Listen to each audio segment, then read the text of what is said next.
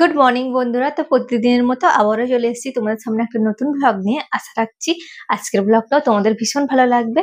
আর ভালো লাগলে কিন্তু একটা লাইক দিতে অবশ্যই ভুলো না। আর একটা ভিডিও বানাতে কিন্তু অনেকটাই সময় লেগে যায়, তাই কিন্তু ভিডিও দিতেও একটু লেট হয়ে যায়।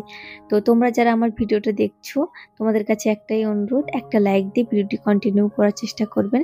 কারণ আপনাদের একটা লাইক কিন্তু আমার এই ভিডিওটা আরও অনেকের কাছে পৌঁছে দিতে সাহায্য করবে। চলো যাই হোক, এবার ভিডিও সংক্রান্ত কথা বলি। এই যে নর্মালি দিনগুলোতে কিন্তু সকাল সকাল যেমন ঘুম থেকে ওঠা হয়, আজকেও কিন্তু খুব সকাল সকাল ঘুম থেকে উঠে পড়েছি। আর ঘুম থেকে উঠে কিন্তু কাজগুলো শুরু করে দিয়েছি। আর আজকে না রবিবারের ব্লগটা তোমাদের সঙ্গে শেয়ার করছি আমি। সপ্তাহের অন্যান্য দিনগুলো তো বাচ্চাকে নিয়ে মানে ছেলেকে নিয়ে অনেকটাই প্রেশারের মধ্যে থাকা হয়। ওই একদম সকাল সকাল ঠান্ডার মধ্যে ঘুম থেকে উঠতে হয়। তো শনি রবিবার হলে মনে হয় যে একটু বেশি করে ঘুমোই, কিন্তু না, আজকে রবিবারটা নষ্ট করিনি। আজকে কিন্তু একদম সকাল সকাল ঘুম থেকে উঠে কাজগুলো আমি শুরু করে দিয়েছি। আর আজকে এখানে দেখতেই পাচ্ছ অনেক কিছু রান্নার আয়োজন কিন্তু আমি আগে থেকেই করে নিয়েছি আর কি। সকালে উঠে ওদিকে আর কি ফ্রাই হয়ে মানে তোপসে ফ্রাই হবে, আর পাতুরি হবে, আর মাংস হবে মাটন। তো ওগুলো আমি আগে থেকে সমস্ত কিছু কিন্তু মানে ম্যারিনেট করে সমস্ত রেখে দিয়েছি। আর কি বলতো, 1 ঘন্টা যদি বেশি লেট করে ঘুমানো হয়, এদিকে কিন্তু কাজের 3 ঘন্টা লেট হয়ে যায়, মানে অনেকটা দেরি হয়ে যায়। আর আমি ওঠার যখন দেখবে ছুটি আছে, মানে আমি ওঠার পরপরই কিন্তু বাবু উঠে পড়ে। ওকে মানে রেডি করানো, মানে বাসি জামা কাপড় ছাড়ানো, তারপর ওর টিফিন বানানো। তো নিজেও মানে টিফিন খাবো, তারপর ওকে খাওয়াবো, বাকি সমস্তদের দেবো, বাকি দুপুরে রান্না বান্না, ঘরের সমস্ত কাজ কোনোটাই কিন্তু নির্দিষ্টভাবে করা যায় না। তাই আজকে কিন্তু খুব সকাল সকাল ঘরের কাজগুলো শুরু করে দিয়েছি। আর নিজে নিজে ভেবেছি যে একটা নির্দিষ্ট সময়ের মধ্যে আর কি সমস্ত কাজ গুছিয়ে করার চেষ্টা করব আর গুছিয়ে কাজ করব। আর একটা জিনিস খেয়াল করেছি, সকালবেলা ঘুম থেকে উঠলে কিন্তু মনটা একদম সতেজ থাকে। চারপাশটা জানো তো একদম চুপচাপ নিস্তব্ধ, সুন্দর একটা মুহূর্ত ফিল করা যায়। সকালের নরম আলো আর হালকা বাতাসে কিন্তু ঘরটা গোছাতে বেশ ভালো লাগে। আর দিনের শুরুতে যদি ঘরের সমস্ত কাজগুলো গুছিয়ে করে ফেলা যায়, তাহলে কিন্তু পরিবারকেও একটু সময় দেওয়া যায়। আর এটাই কিন্তু সকালে ওঠার ফল বলতে পারো। আর সকালবেলা ঘুম থেকে উঠলে কিন্তু সমস্ত কিছু সিদ্ধান্ত ঠান্ডা মাথায় নেওয়া যায়। তো আমি চেষ্টা করেছি আমার ছেলে ওঠার আগে আর কি ওর টিফিনটা রেডি করে রাখার। তো ওর টিফিনটা আমি কিন্তু রেডি করে রেখেছি অলরেডি। তো ওদিকেও কয়েকদিন ধরে বলছিল যে মা আমি পিৎজা খাবো, বাট পিৎজা তো মানে সবসময় দোকান থেকে কিনে নিয়ে আসা হয় না। আর আমাদের এখান থেকে না অনেকটা দূরে গেলে তারপর পিৎজার দোকান আছে একটা। তাও বা আবার ওই মানে কি বলবো, বাইরের ফুড তো সেরকম খুব একটা খাওয়া বেশি ভালো না। সেজন্য কিন্তু যতটা পারি ওকে ঘরের বানিয়ে দেওয়ার চেষ্টা করি। তো ওই ছেলে ভোলানোর মতো আর কি কিছুটা বলতে পারো। দুটো পাউরুটির ওপর একটু জ্যাম লাগিয়ে তো সস লাগিয়ে আর কি, সস দিয়ে তারপর পনির, টমেটো আর পেঁয়াজ এই সমস্ত কিছু দিয়ে তার উপর একটু চিজ দিয়ে করে দিয়েছিলাম আর কি। তো ওটা খেয়েছে। বাকি আমাদের জন্য হয়েছিল রুটি, তার সঙ্গে পেঁপে কেটেছিলাম। ওই দিয়ে আমাদের আজকে টিফিনটা হয়ে গেছে। তো ওদিকে সমস্তটা কিন্তু আমি মানে গুছিয়ে রেখেছিলাম, রান্নাটা বসিয়ে দিয়েছি। আর এদিকে কিন্তু আমি ঘরটাও গুছিয়ে নিচ্ছি।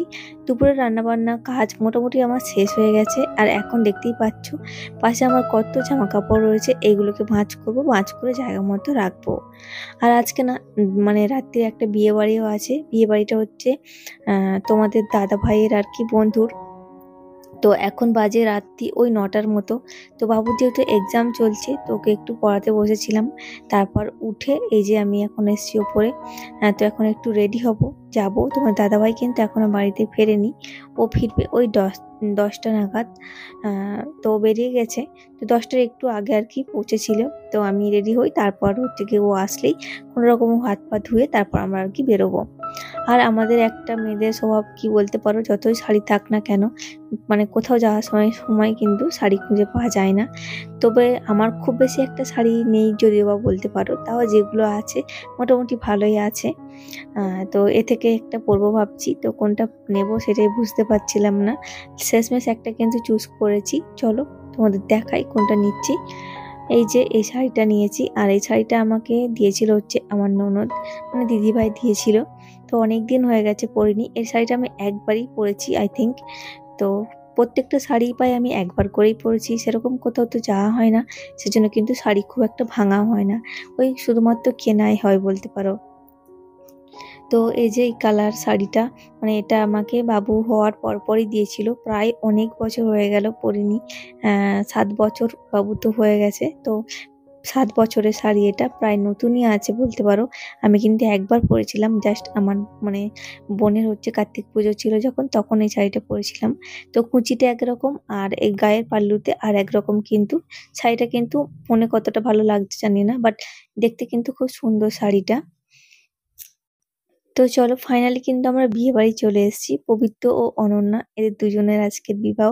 আর ডেকোরেশনটা করেছিল কিন্তু খুব সুন্দর, দারুণ একটা ডেকোরেশন।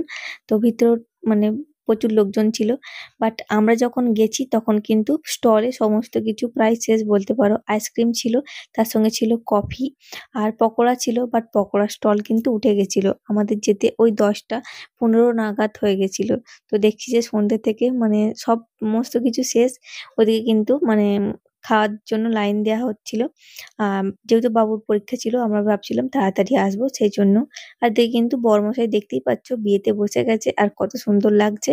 আর এদিকে একটা মকটেলের কাউন্টার ছিল, তো বাবু বললাম একটা মকটেল নেব, তো আমরা চলে গেছিলাম হচ্ছে মকটেলের কাছে। আর এখানেও দেখতেই পাচ্ছ অনেক ধরনের মকটেল ছিল, তো ওর মধ্যে থেকে বাবু একটা নিয়েছিল, বাট আমি এখান থেকে কোনো কিছুই খাইনি। আর ওরা ফুচকাও নিয়েছিল।